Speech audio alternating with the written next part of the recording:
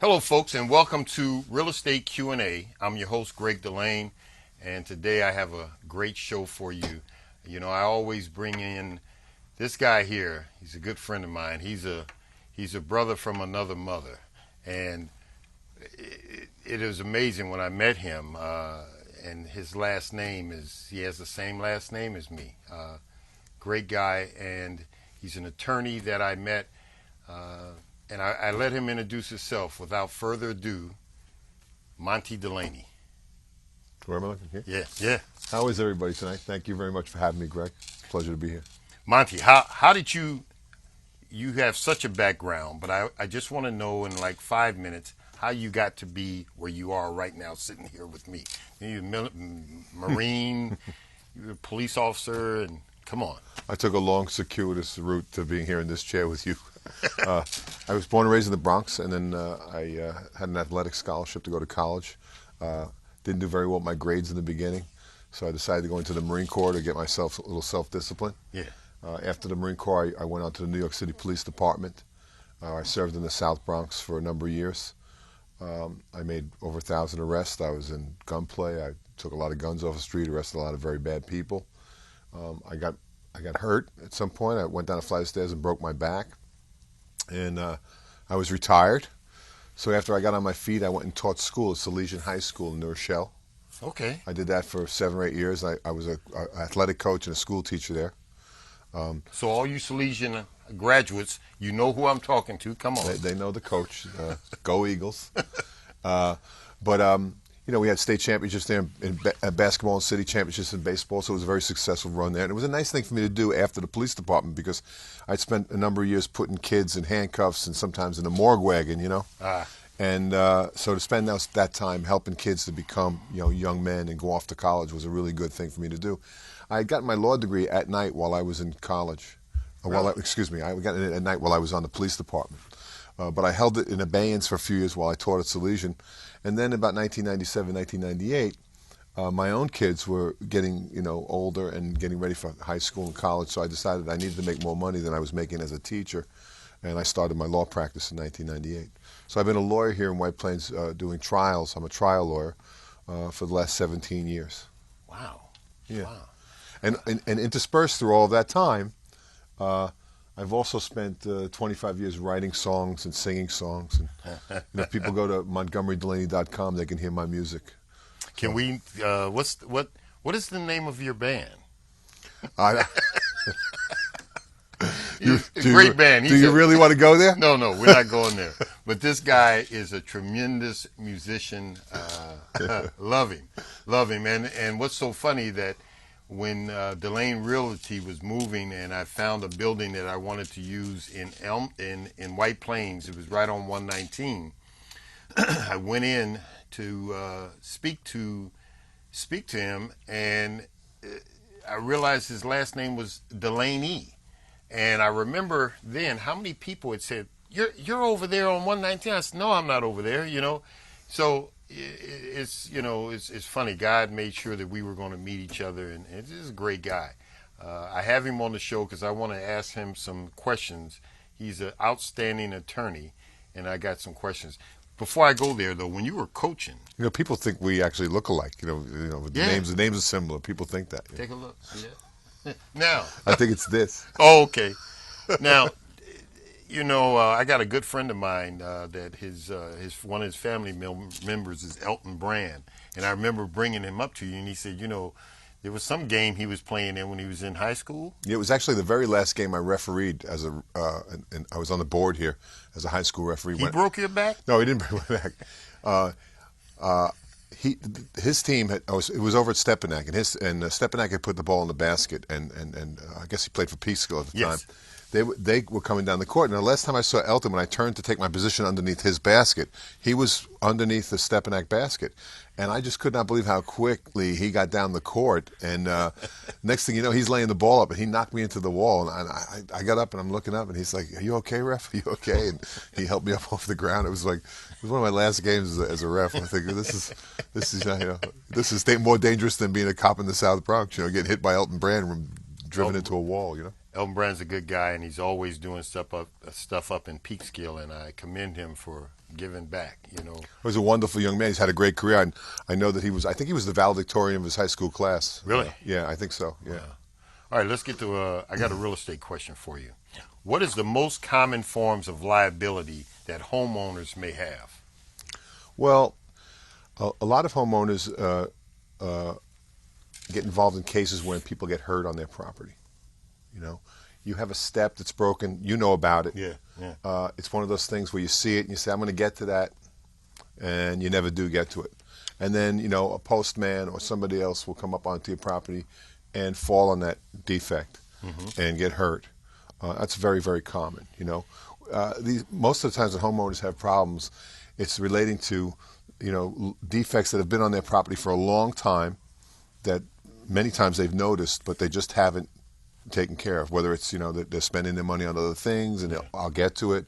They put it off for another day, and it becomes an accident waiting to happen. It becomes like a trap. Wow. So those things happen quite often. And I do a lot of civil cases, so I get a lot of people come to me who've been hurt on other people's property. You know, the other thing is dogs too. If you have a dog that's any kind of violent or vicious propensity, you need to make the public aware that that dog is on the property. so how many signs do you need Well, out? they just have to be visible and they have to be clear, so that, you know, you have to do what's reasonable. The law requires that we do what's reasonable to notify people that there's a dangerous animal on the premises. One of the big issues that that's been coming up recently in this area are these unlicensed contractors. What should a homeowner look out for if he wants to hire a contractor or bring somebody in to do work on his property? I think, you know, a homeowner's got to, you know, have the gumption to just ask the contractor, listen, do you have insurance? Can I see your insurance certificate? You know, you want to know that they're licensed and that they're bonded and that they're insured. Homeowners can also use, you know, resources on the internet these days. You know, things like, you know, Angie's List and things like that. That's where people post where they've had bad experiences with certain contractors, and you can kind of get a heads up if the guy that you're using or thinking of using has had bad experiences before. You should always also ask them to show you, you know, pictures or testimonials or letters from other people that they've served to see what kind of work they've done in the past. But there's no substitute for demanding, you know, a copy of their license and a copy of their certificate of insurance. To protect yourself, you really need to do that. Now, so many people have come to me over the years after they've had dealings with, you know, these fly-by-night contractors. And there are not a lot of guys out there doing this. Most guys are reputable, but there are guys out there who are just, they're not licensed, they're not insured, and they are taking advantage of people. And the public needs to be aware of that. I had a situation, and I don't know how it got resolved because I wasn't that close to it. I was just bringing in a buyer. But the guy was insured. He was a licensed contractor, but it just had him. And he had like 12 guys working for him that he, I guess, picked up in the morning to come out and do work, and they weren't licensed, and a problem came up. Is his insurance supposed to cover everybody that's with him, or how does that go? Well, sometimes the insurance will cover the people that are working with them, but a lot of these guys use people that aren't documented. Yeah. So, you know, and a lot of times the workers, you know, they don't.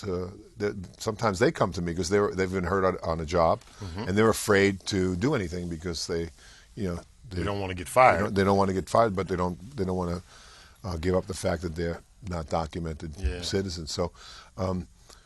You know, but the Constitution applies to those people as well. I mean, you're protected if you've been hurt and you're an undocumented alien and you've been hurt on a job site. You have certain rights, and you should speak to a lawyer and not be afraid to do that. Particularly if you've been the victim of somebody else's negligence. Those folks have rights as well. Really? So if I go to Germany and I do some construction work and I get hurt, I don't know what Germany's rules. I don't know what the laws are in Germany, but in here, if somebody's negligent, it really doesn't matter who gets hurt. I mean, the person that gets hurt is entitled to a verdict, to justice, and justice in this country. You know, after 500 or 600 years of civil jurisprudence, we've narrowed it down to a verdict, which is a damages, in monetary damages for what to compensate you for the injuries you suffered. Wow. All right. Before we go in, I got another couple of questions I want to ask you, but I want everybody to know that Monty, lovely wife, two great kids. Well, the youngest are great. He has older kids. You need to say hi to the kids now, so when they see this, they can say, "Daddy said hi to me." Okay. Right, this camera, right? Ready? Who's? Number one. Yeah, let's see when it comes on. Okay. Oh, So just number two. Yeah.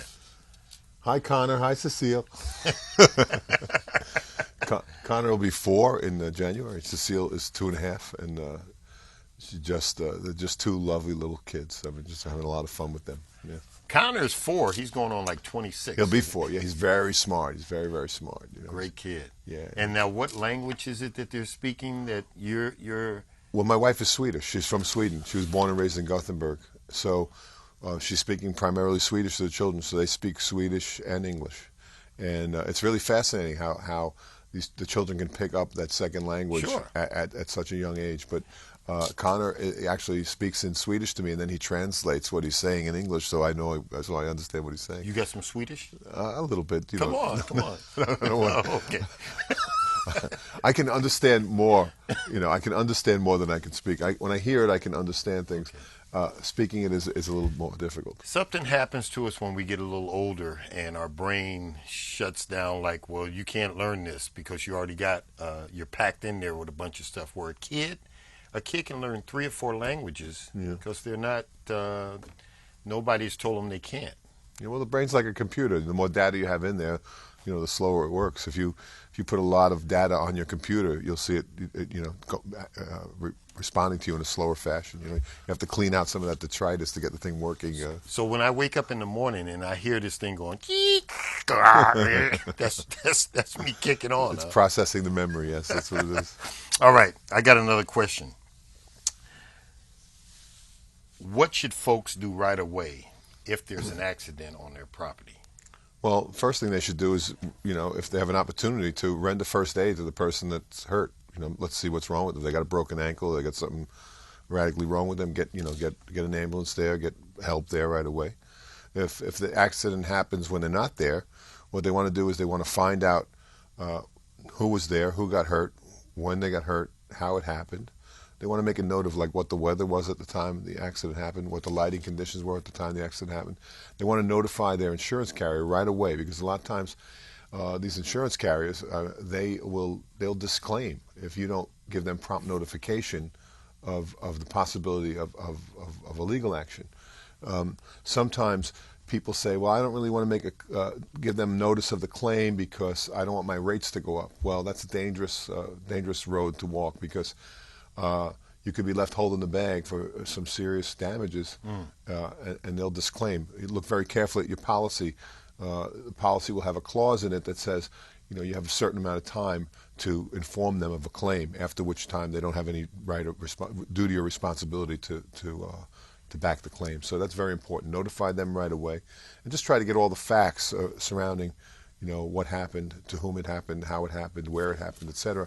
If the accident involves some kind of defect on your property, you should try to get photographs of whatever the defect was, so that you could preserve a record of what exactly was there at the time, and you should get fixed right away.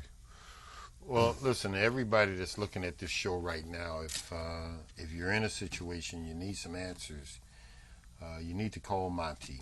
His information will be posted on the introduction when the show starts and at the end of the show. So, the only stupid question is the one that you don't ask, and you need to call him and find out. I know I did a deal on a property. Well, there's something I'd like to add to that. Okay.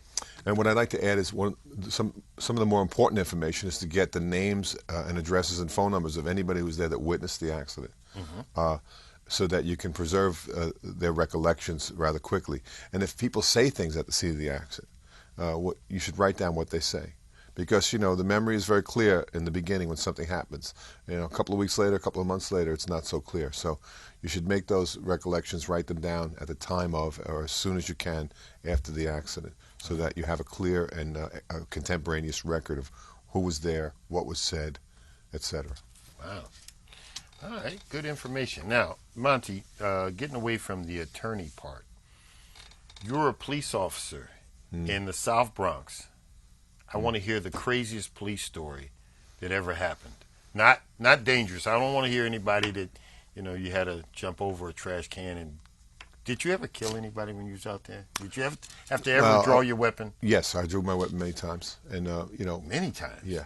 Yeah, I was in the South Bronx during the 80s when the crack epidemic hit New York City. Yeah. The precinct I worked in was the 44th precinct. It was in the Yankee Stadium area.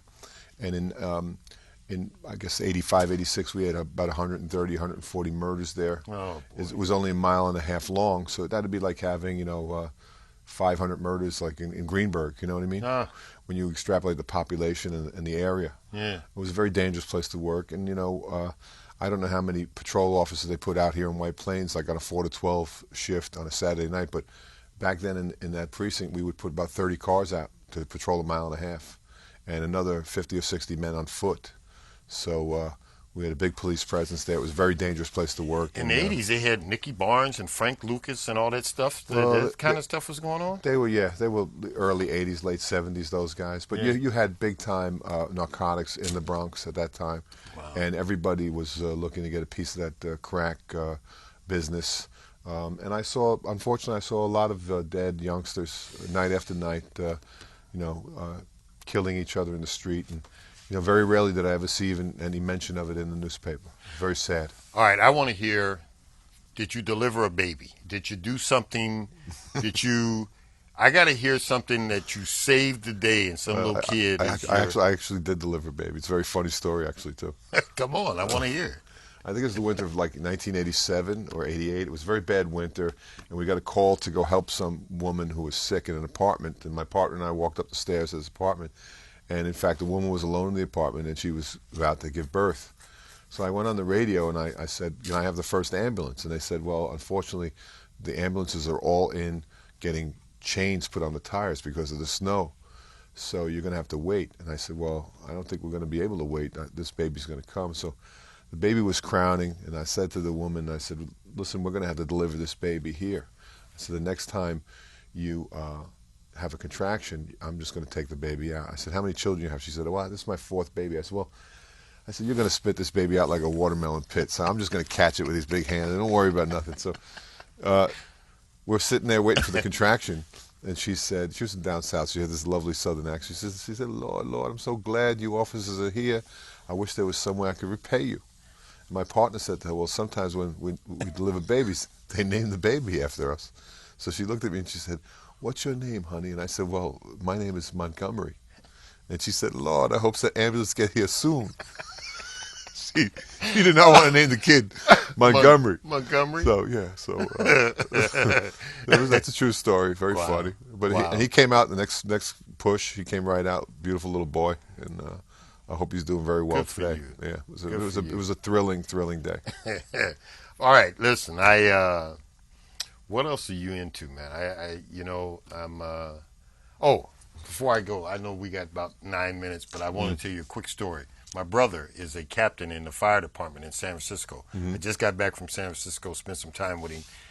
At the San Francisco Zoo about 2 years ago, a Bengal tiger got loose. Yeah. And these guys were throwing rocks and messing with it. They were drinking and stuff, and they didn't think that this tiger could jump over. This tiger jumped, grabbed, went over, didn't harm anybody, walked through it. People were like, and walked through and then killed one guy and mauled another guy. My brother was in the fire truck. He pulled up with his crew. And he didn't get out the fire truck. He said this was at the San Francisco Zoo. So I said, well, Mike, when you called in to say that you were there and what was going on, what did you say? He said, well, I got on the phone and I said, we're here. The tiger is not on fire. And he doesn't need mouth to mouth, and we're out. And he just left. I said, you guys never got out of the truck? He said, are you nuts? That Bengal tiger is like 650 pounds. It's no match for a fire hose. You need to have a cop there with a gun for something like that. Yeah. There's certain things. I was in one burning building in my police career, and I have absolute total respect for firemen and what they do. It's a dangerous job. To run you're the same way. Fire policemen, they run to the danger. Yeah. Okay, wait a minute. Let's talk about what's going on with you right now. What are you doing besides sitting on my show talking to me. What else is going on with you? I'm a busy man, Greg. You know, just reach Come on, back let's here. move this down a Let's little slide bit. this down. All right. This is my little plug here. All right. What are you doing? I'm running for the Westchester County Court. I'm running for the Westchester County Court. I keep thinking about my mom. If she was around, she'd be so proud of this. You know, apparently some folks sat around in a room a couple of months ago and tried to decide who they would nominate to run for a seat on the county court, and they bandied about a few names, and my name came up, and I was very proud that they called me and asked me to try and do this. I saw you on the Piro show the other day. I was on with Judge Janine last Saturday, just in a segment we were talking about that Brian Holloway case where they broke into the man's home and trashed it upstate. But you know, this is very exciting. I've been trying cases here in the county, representing people for the last 17 years, and you know, I like to think that I'm pretty good at what I do, and this is an indication that other people think that I'm good at what I do as well, because you know, I don't suppose they go and just nominate anybody. So I'm running. I'm an independent. I was nominated by the Republican Party, and listen, I'll be the only judge on the county court that's arrested 1,000 people, or you know, have been involved in gunplay, or you know, I've got some unique experience for this job. I have experience on the criminal side, having been a police officer and been involved in so many successful prosecutions of some very bad people. And I have a lot of experience on the civil side, having tried a number of civil cases to verdict. So I have a broad spectrum knowledge of the law, and you know, I'm committed to public service. I've been a public servant my entire life. Actually, if I get elected, it'll be somewhat of a cut in pay. I've had some good years as a lawyer, so. But there are other benefits to serving the community that outweigh the idea of money. You know, just the idea of on the county court, I'll be sitting mostly on a criminal calendar. The county court judges hear all the felony cases in the county. The misdemeanors and the violations get taken care of in the local courts. But the county court judges hear the felony cases, you know, the murders, the robberies, the rapes, the repeat offenders, those kind of cases. And I'd like to think that I would make a good gatekeeper for the community, sitting on the bench and hearing those cases. Well, I just want to say that you and I have had some real conversations, and you're a good guy. You know, to me, it doesn't matter to me, Republican, Democrat. I don't care about all that nonsense. I just want, if you're a good person and your heart is in the right place and you were raised by a good mother, then you kind of know, you know, all those things come into play to who you are. You know, like your son, your 4-year-old son. His experiences and what he goes through will have him see things a certain way when he gets to a certain age. And the older I get, the wiser my parents get. Sure. You know, all that stuff they were trying to tell me I didn't want to act. Yeah, okay. All that stuff comes true, and I just know you're a good guy. You know, we've had some disagreements, but we can agree to disagree. Doesn't mean we can't keep talking and try to figure things out. And yeah, I think if they did in Washington, if they had in Washington the kind of conversations that you and I have about things, that things would be moving a lot more quicker and smoother down there. You have to. This is a democracy. Everybody can't have it all their own way. There has to be compromise. People have to work together. It's very important. But aside from that, you know, you know, I'm a lawyer who's fought for people's civil rights for 17 years. I've done some very, very big cases where people's rights have been violated. And, you know, and when I was down there as a police officer, I was working for everybody. You know, you have to understand that, you know, when you're a public servant, you work for everybody. And I always relished the opportunity. I was in the Bronx, you know, where I was born and raised. So, you know, I never left the police station a single day when I didn't feel like I'd done something positive for the community. And I'm hoping that I'll get that feeling again if I'm elected to the county court. I'm sure that I will, because it's an important position, and it's important for the community to have somebody there on the bench that's had experience in the courtroom, that's practiced, and that has a broad spectrum understanding of both criminal and civil aspects of the law. So the election is November the 5th. November the 5th. Yeah. And then I won't be able to call you about a liability case after that. You can't practice law when you're the judge. My friends can always call me and ask me questions, Greg. You know, I love that. You can't ask me a question about a case that's before me. Yeah. Well, no, I love the fact that I can go in to a courtroom and I see attorneys that I know, and I know a couple of judges, but it makes me feel more part of I belong here and I have an opinion, and I don't feel so intimidated or, let me practice what I must. Not that I should, listen, my filter's broke. Sometimes it just comes out, and I have to work on that.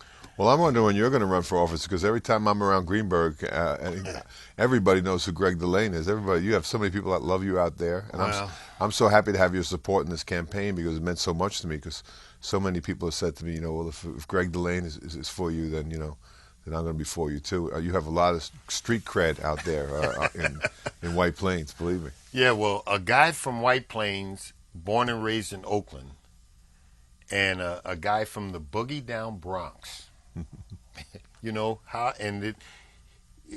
Who knew that we would be sitting here talking about you trying to help some people and me trying to help some people? Listen, one of the delights of my life in the last couple of years was getting to know you and Gail and become friends with you. I mean, you just you're one of my favorite folks, buddy. The boss. Yeah. Well, listen, we have about a minute left. Is there anything that you need to say right now before we wrap the show up? You got about 30 seconds. Well, I want to say that if you do have an issue on your property with any kind of liability, call an attorney, speak with them about it.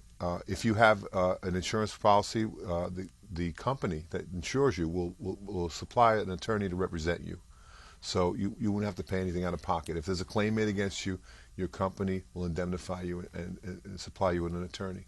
If you're worried about your own personal assets, you need to seek the advice of outside counsel to represent you on your with respect to your personal assets. And I just want to say thank you to you for having me on, and I want to appeal to the people out there to maybe consider me when they go out to vote on November 5th for the Westchester County Court. Excellent. Listen, we're only here on the earth for a cup of coffee. You got to live your life full and do the right thing. The easiest thing to remember is the truth. Do the right thing. You got to help some people. And live free and help some youth. All right. Thank you so much. Thank you, buddy. All righty. All right. See how.